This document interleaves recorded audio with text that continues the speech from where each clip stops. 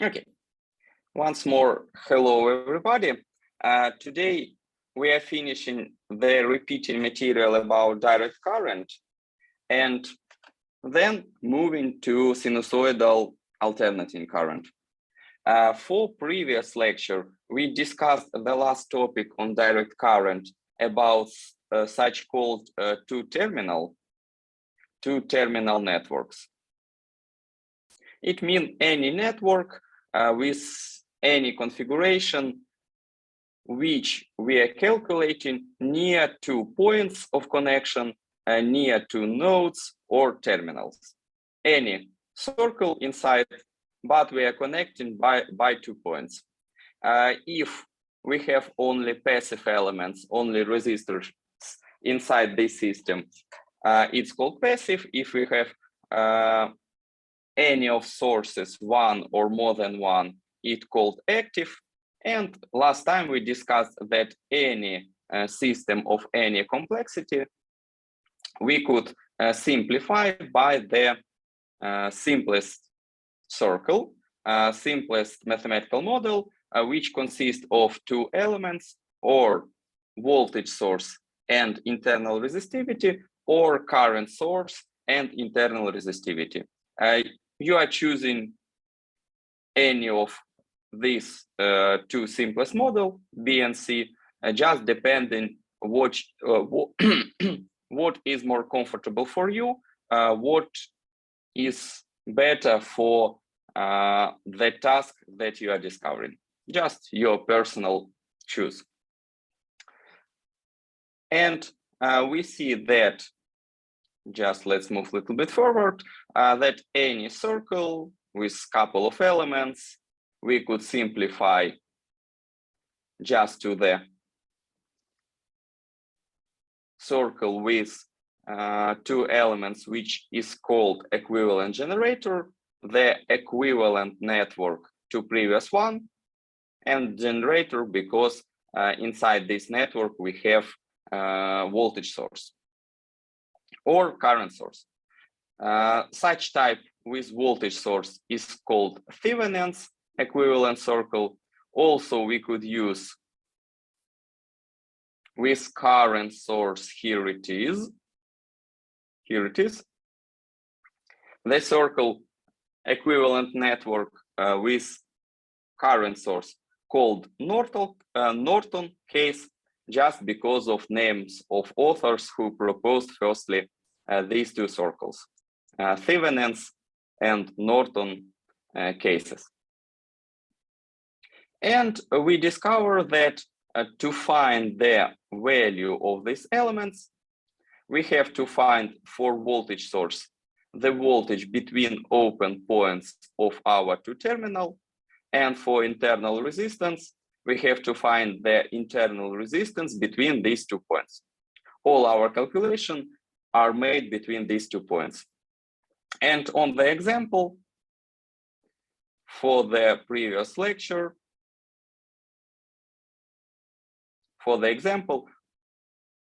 firstly, we calculate voltage between points A and B, between our 2 terminal, calculating currents inside, calculating voltages inside, depending which method it more do we want to use. Last time we were using voltage method, such called node potential method, or just potential method, because we discovered potential between points. We were searching for electrical potential, but also we could use mesh method, mesh current method, just calculating currents inside and starting from these mesh currents, finding the voltages between points A and B. Also, we could use superposition method, any of previous method, any what is simpler for you. But our final goal to find this voltage, here it was, here it is. And this voltage equals our equivalent generator, our source inside the simplest circle. Here it is. 12 volts from our previous calculation. Here it was. And the second step to find this resistivity, we were looking for total resistivity inside this circle from previous circle. Instead, we are turning off all sources. For voltage source, after turning the power off, we will get only zero resistance. For ideal case, the internal resistance of electromotive force equals zero. And for current source, we are obtaining infinity. That is why instead of this circle, we get this one, zero resistance for a voltage source, infinity for current. And calculating the total resistivity between points A and B, it was 1 kilo ohm. And as a result, instead of this primary circle, we get the simplest Thevenin's equivalent circle with one electromotive force 12 volts and with one resistor 1 kilo ohm. It was the result of our method. Then just a summary of equivalent generator method, what we are doing and why we are doing that. The final goal, instead of any complex circle, obtain the simplest one. For this purpose, we are searching for voltage between points A and B using any previous method, and searching for resistivity between points A and B. And we could substitute the primary circle for this Thevenin's equivalent, or it also called equivalent generator, because inside this circle we have some generator of voltage. Why do we use it? Why we use some transformation of two terminals as a Thevenin equivalent? It is quite useful when we have lots of loads connected to this circle, and it will simplify the massive of our calculation. For example, if we have some circle with variative load, that is mean that this load, the right one, could change and obtain lots of values. It could be changeable from 1 ohm to 100 kilo ohms for quite wide range. And you want to check what working mode will be if our load changes in such dramatic way, in such wide range. If you will solve this task just using previous method, for example, mesh method or nodes method, mesh current or node voltages, any of these two methods, you will have system of equation and have to solve them. If you will use our first method, mesh currents, you will have to calculate it, currents inside meshes. You will have, for example, 3 meshes, and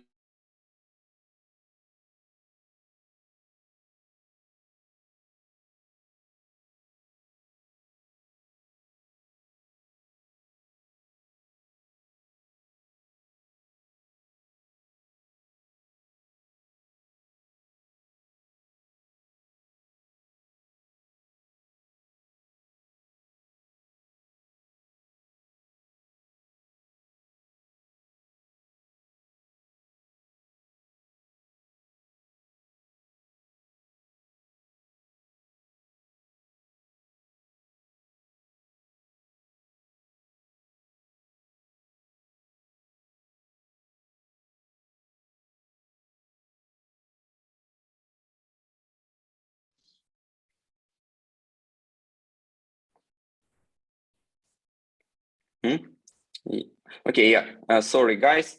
Just some bad internet connection. I switched for another internet connection, and I think everything will be okay. Just let's continue. Okay, yeah. We were speaking, why do we use the equivalent generator method? We are using when we have lots of variable loads. Just not to solve lots of time system of equation. Because if we have, for example, 6 different resistors, after we solve system of equation for any method, we have to solve this system 6 times. As much resistors do we have? And it's quite complex because if you remember the view of our methods, just let's go back a little bit and see them. For example, here it is, some system of equation for mesh method, for mesh current method. You have to solve some system as many times as much different loads do you have. For example, 6 times, 10 times, or 20 times, depending of how much different values do you have. The same for voltage method. For example, for node voltage method, the same situation. You have some system written about potentials, and you have to solve this system as many times as many different value of resistivity do you have. But for our generator method, instead of system, just one moment, here it is. Instead of system, you have to calculate only one equation. Instead of system, only one equation for solution.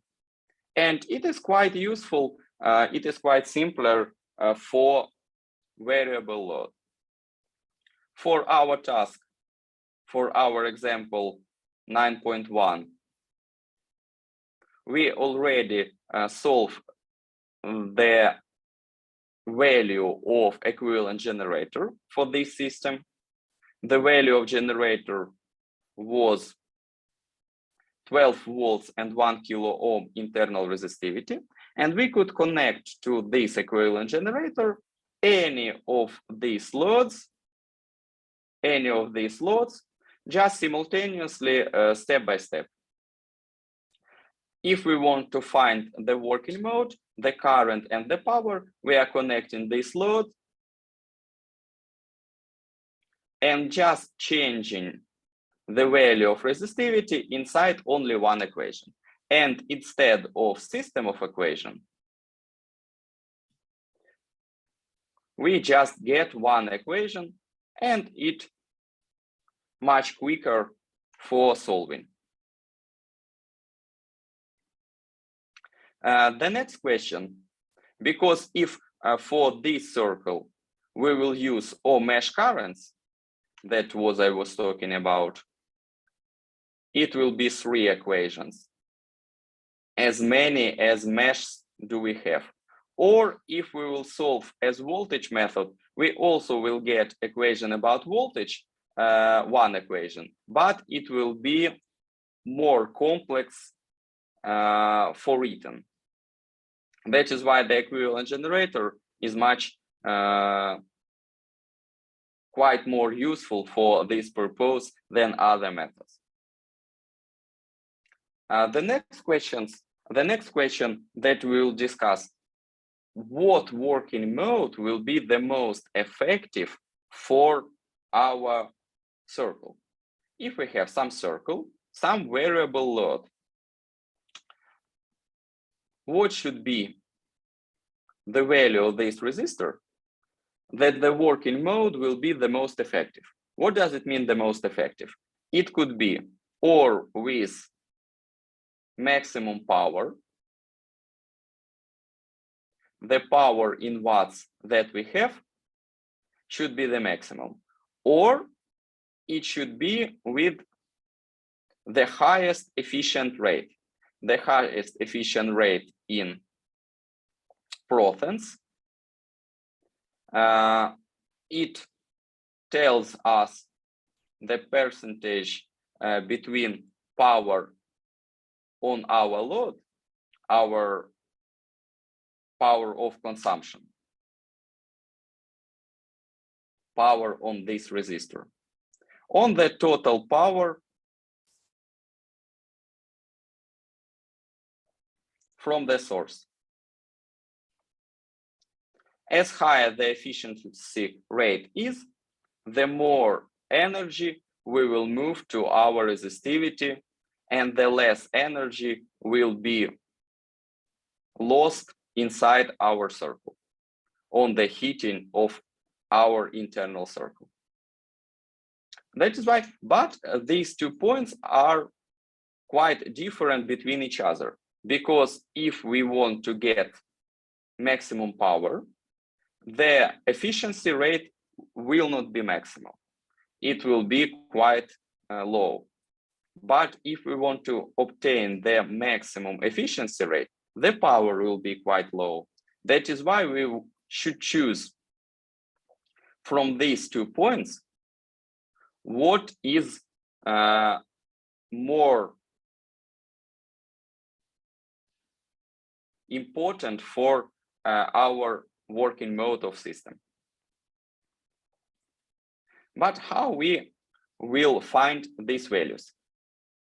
For all our resistance, substituting variable inside our equation, we will get different voltages on our load, on our resistance are variable. We will get different currents on the same resistance and different power on the same resistance.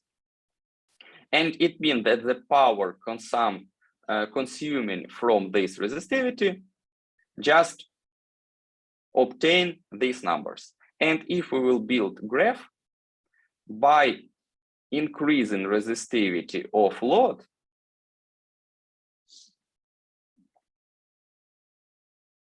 here it is.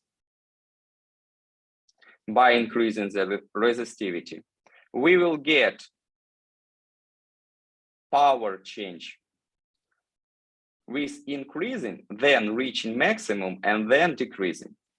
And we will obtain some maximum point with the highest power rate. Also, we will get increasing of voltage, the green curve, and decreasing of current, the red curve. Why it's so? By increasing of resistivity, the current decrease because the total load increase, and because the difference between load and all other elements became higher, then the voltage on the load also increased and became higher. But the power rate, quite interesting question, because for power, it is multiplication of voltage and current. Voltage increase, current decrease. How power will change? Because as you see, voltage increase, current decrease. What will be the multiplication? It depends on the speed of increasing or decreasing. It depends on derivative. What value decrease or increase more dramatically?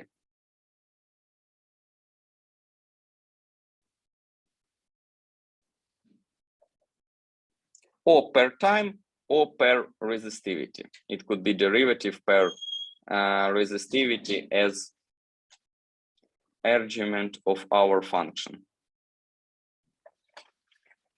And as we see in the first part of our different working modes, the voltage increase higher than decreasing of current, and we obtain the increasing of power. Then voltage speed of increasing became smaller.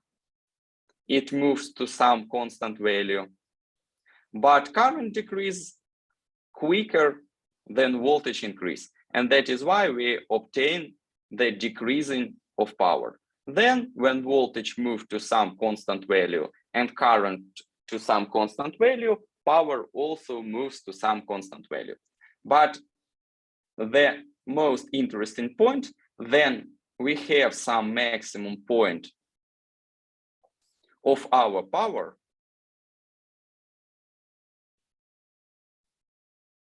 and this maximum point will be in case that load equals the internal resistivity of our source, internal resistivity of our generator. It means that this power value, maximum value, will be when these two resistors are equal.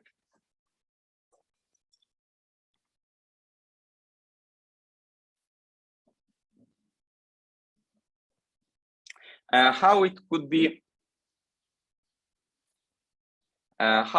found, how it could be checked that this value should be equal. Just solving the power equation. For power to the load, we could use formula or voltage multiply on current, or current square multiply on resistivity, or voltage square divided on current. Any of these three formula could be used for this load. And if we will use, for example, current formula, the current rate equals electromotive force of our source divided on the total resistivity. And substituting current inside the inside the powering in square, and after transforming this equation, we are going to find the maximum point. How to find maximum point? The maximum point, according to higher mathematics, it will be when the derivative of function per argument equals 0. We are taking derivative from power by resistivity from this equation, transforming it and finding the equivalent equation when this equation equals 0. It should be the upper point, upper part of our ratio should equal 0. And transforming it, solving the equation, we see that it equals 0 when two resistivities, resistivity of load and resistivity of generator, equal between each other. It is condition of maximum power. But the efficiency of this working mode, it's quite small because of the same reason. If you will search for efficiency rate, it should be power of load over total power. It means power of load plus power of Thevenin's equivalent generator. Power of load depends from current. It will be I square on R load.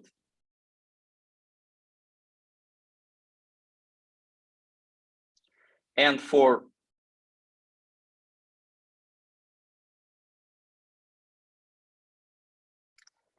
Thevenin's equivalent circle will be the same situation about current and resistivity of this generator. We could divide on current rate in each part of equation, and we obtain the ratio only between resistivities. And if our resistivities are equal, it will be 1 divided on 2. It will be just a half, 0.5 as efficiency coefficient. Or it will be just 50%. It means that 50% of energy consumes on our load, but 50% of energy just loses inside our circle. And it is quite small efficiency rate. If we want to increase it, we have to increase the resistivity of our load. To increase the coefficient, we have to increase this resistivity. But the disadvantage of increasing, if we will increase our resistivity, the power will decrease.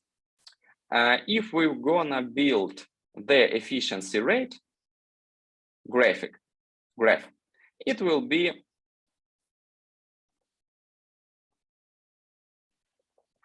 just one moment about increasing.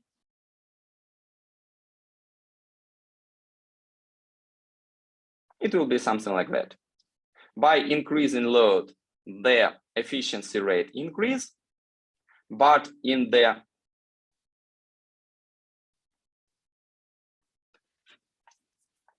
region of maximum power, the efficiency rate is not so high. That is why we are choosing what is more important for us. The power is more important or efficiency rate is more important. It is the last point that I want to discuss about direct current, and we could move to alternating current. What the conclusion about all our direct current DC cases? The main conclusion is when you look on some task, the first that you are choosing, the first that you are checking, how many sources do you have? How many sources of energy do you have? If you have one source of energy,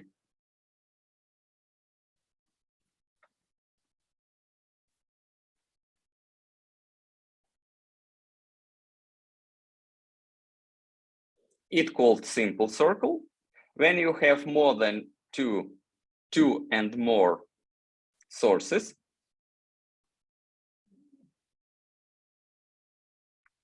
it's called complex. And for simple circle with only one source, you could use only equivalent transformation.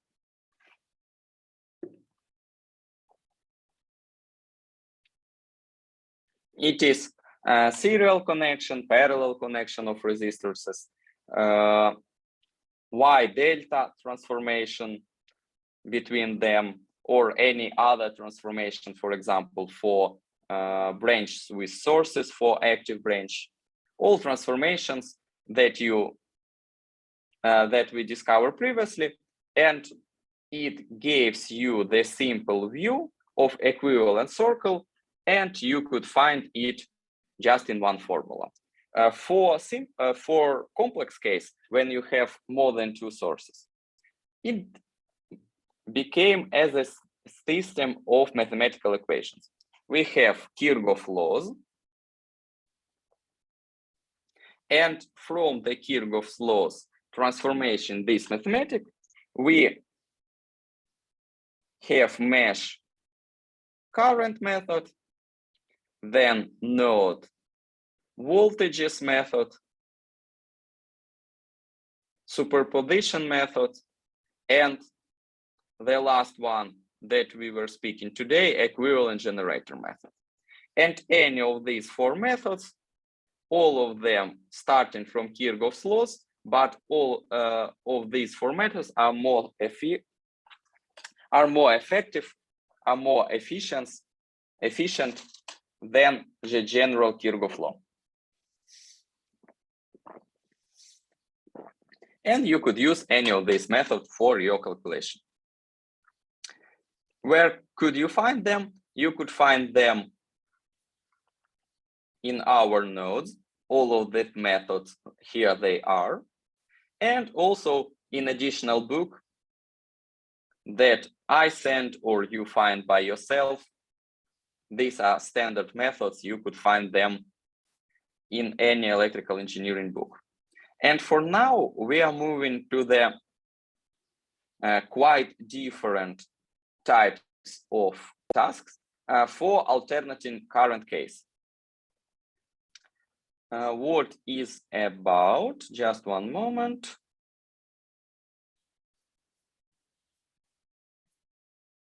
Here it is, case of alternating current sources.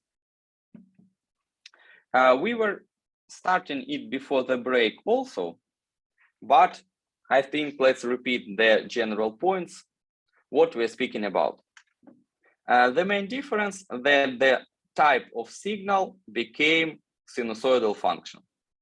If we were building time graph or for voltage or for current, for DC, it was a straight line. And because of that, we didn't speak about time. We don't need it because in any time points, the value stayed the same. For sinusoidal current, for alternating current, we have sinusoidal function for it.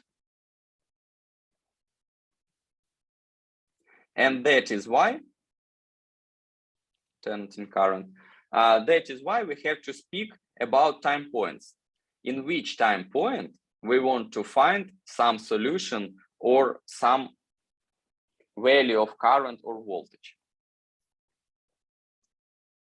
Firstly, the general terminology, the general names of what we're speaking about, all values of current, voltage, and electromotive force became the sinusoidal function.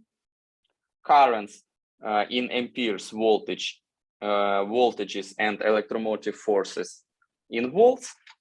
And inside this sinusoidal function, we have the oscillation frequency, omega, as a just angular frequency of our harmonic oscillations. And time function t, initial angle of our sinusoid, and amplitude value of our function. As we look on the graph, the initial angle from the 0 point, let's see it simultaneously. Initial angle from the 0 point, the amplitude value of our function, here it is.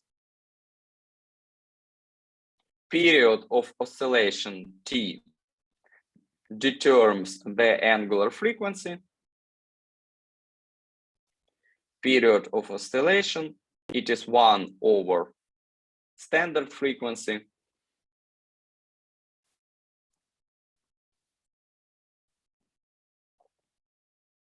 And our angular frequency, it equals 2 on P constant on the standard frequency. It means that equals 2 multiply on P constant on 1 over period of oscillation t. If we know period, we know the angular oscillation frequency. Why we have 2p constant? Because 2p it is a whole circle of oscillation. Why it is so, we'll answer just a little bit later. Then, for engineering calculation, very important function as root mean square. as an energetic average, because if we have lots of oscillation and a long period of time, for example,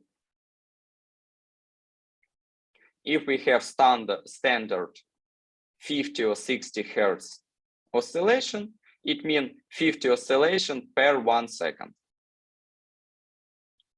And for example, we are measuring as 1 hour. Inside measuring power of or current or voltage, any value. And if we have 1 hour period of measurement, inside this 1 hour, we have 3,600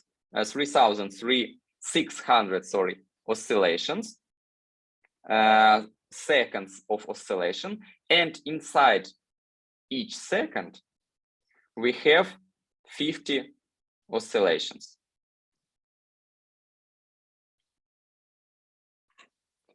That is mean that inside 1 hour, we will have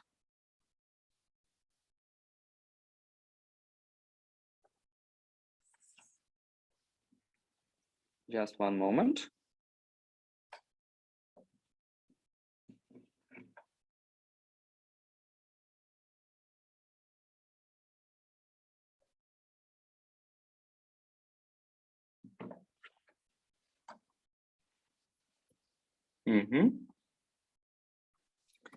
It will be 180 thousandths of such oscillation.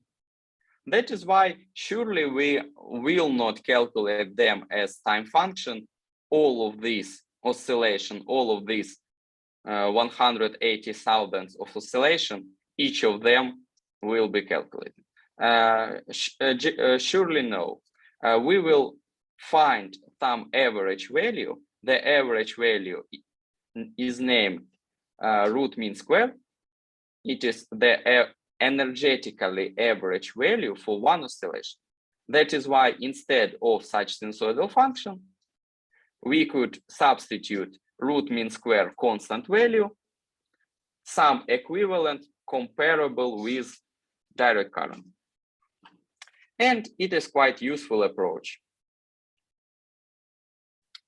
Also, about general functions, general name, what we also have, about period I told, about frequency and radial or angular frequency I already told, the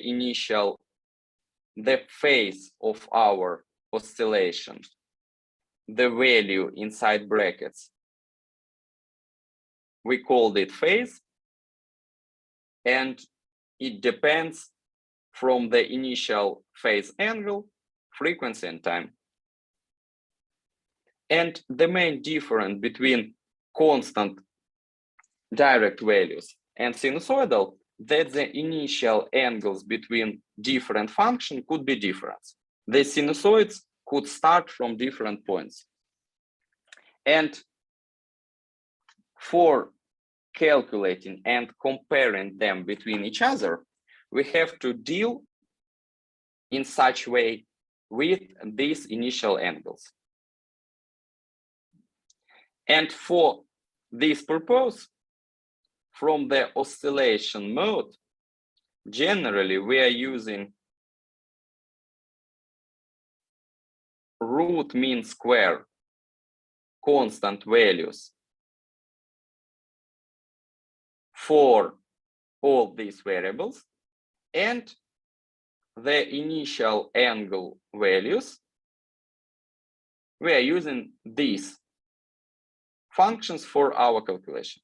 How we will use it, we'll discuss also a little bit later, just in a couple of minutes.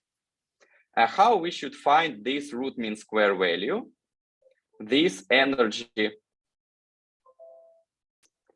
average value, starting from energy, because this effective or root mean square value, it should give us the same energy per time period as our constant, as our direct function. What do I mean? It means that sinusoidal function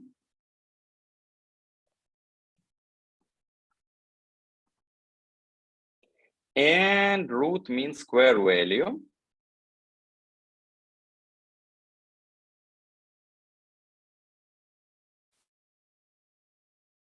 the square under the graph of our root mean square value should equal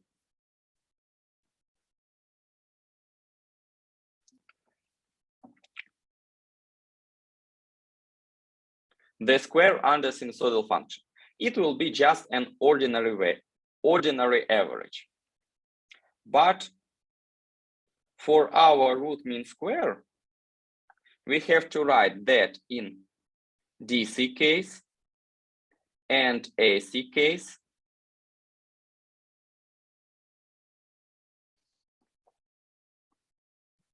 the power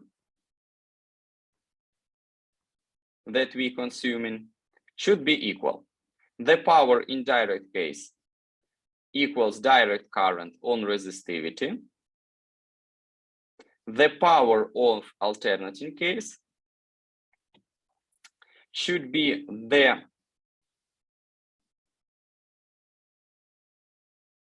average value of current square, because current is a sinusoidal function. And we are taking derivative integral per time, dividing on the period to find some average value, and multiply also on resistivity. These two values should be equal. And that is why for direct current case and alternating current case, if we will solve this integral function and compare this value, we will get that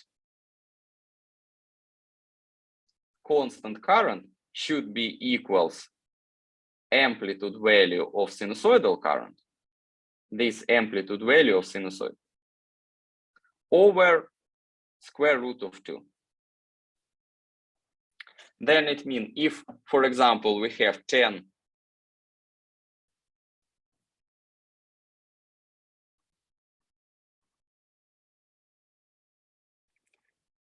volts of amplitude value, or if we are speaking about current, let it be not voltage but current, 10 amperes amplitude value of current. If our frequency 50 Hertz, then our angular frequency became 314 radians per second, and our time current function became 10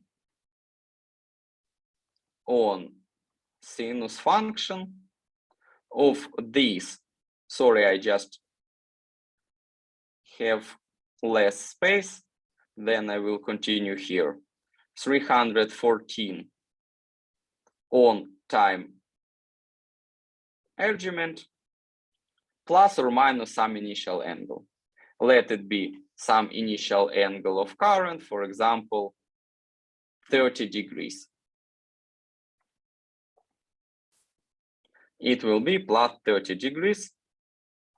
Here is our sinusoidal function. And equal to it, root mean square value. It will be 10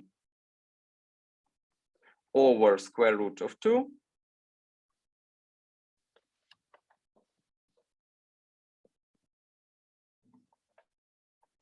Just one moment.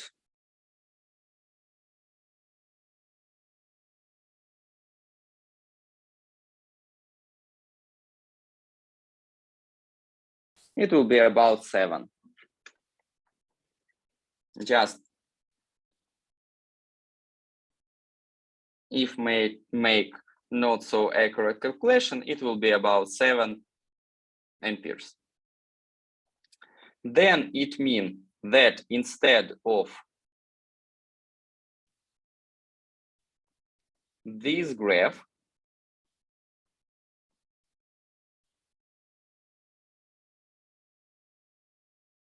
with 30 degree of initial angle,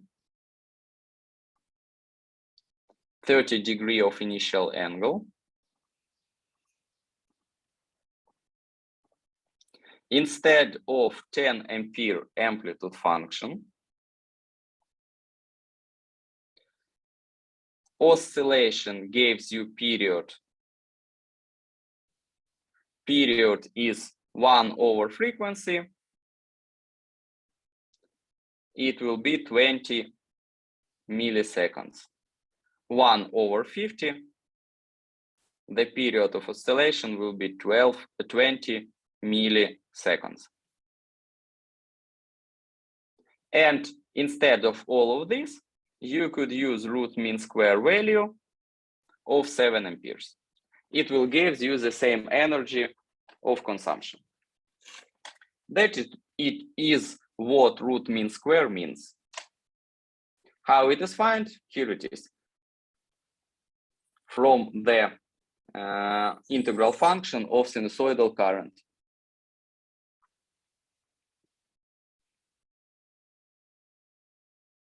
Then, what about calculation? What about comparison of these values? If you have couple of different sinusoidal function, you are just adding them point by point. Just adding them point by point as two sinusoidal function, or representing them in complex numbers. It will be the topic of our next class, because the simplest representation instead of sinusoidal oscillation to write some complex numbers as vector that moving circularly on coordinate axis, and instead of this sinusoidal function will be some complex vector in complex plane. Why it is simpler? Because instead of trigonometrically transformations, we should use just vectoral adding, dividing, multiplying between these values.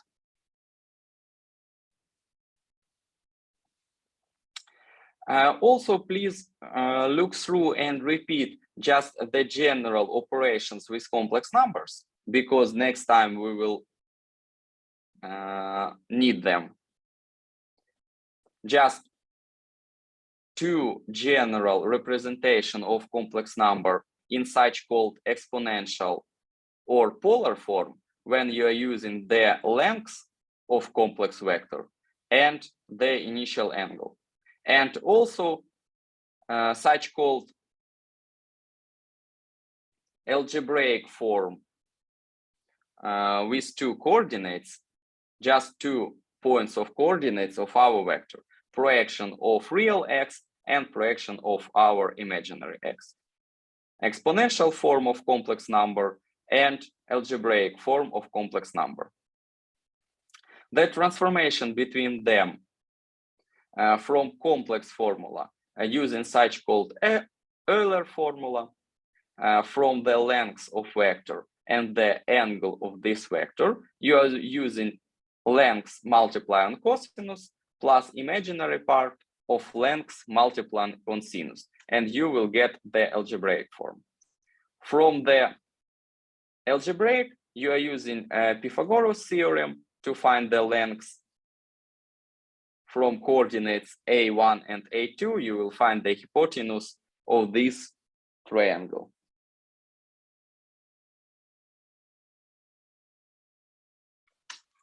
and and angle you will get from arctangent function of these coordinates.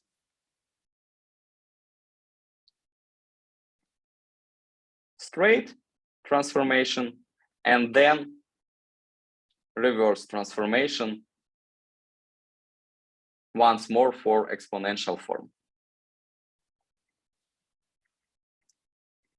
The general operation with complex numbers, just like adding, multiplying, dividing, you could find mathematical examples how we could deal with these complex numbers, what we're doing when multiplying, dividing, and so on, taking in power, what does it mean, conjugate complex vector to obtain some vector with multiplication with our initial will give us just real number, just a 1. And also, we will use the representation from integral function and from derivative function in such way.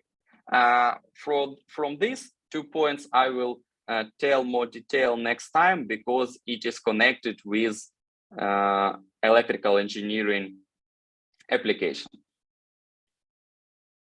And we will discuss how from trigonometrical mathematics, we will obtain our solution using complex numbers. But it will be next time implemented in electrical engineering case. For now, just please look through these complex transformations, the general mathematical operations with complex number. If you okay with this mathematics, perfect, then everything is okay. If you are not exactly comfortable, please look through and could ask some questions. And till the end of semester, all our mathematics with sinusoidal current will be in complex numbers because it is simpler and because it is quicker than using trigonometrical transformation with sinus and cosinus. You will see it just next time. For today, that's all that I want to discuss. Please, if you have any question, please welcome. Please, you have time to ask. Professor, how do we get our grades?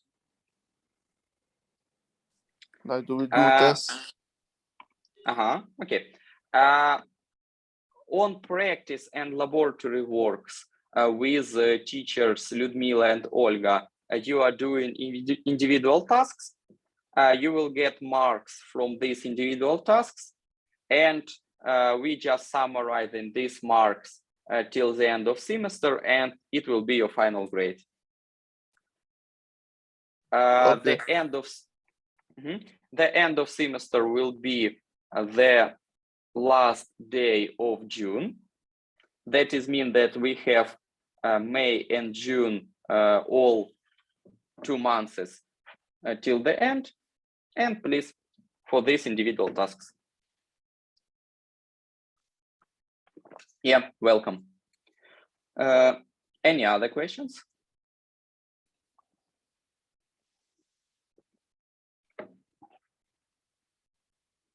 Okay. If no, if they will be, please, you could text me on the email, on Telegram, or discuss on the next lesson. Then for today, thank you all for your attention. I wish you a nice day and see you the next time at the same time. Then goodbye. See you guys. Okay, goodbye. Bye.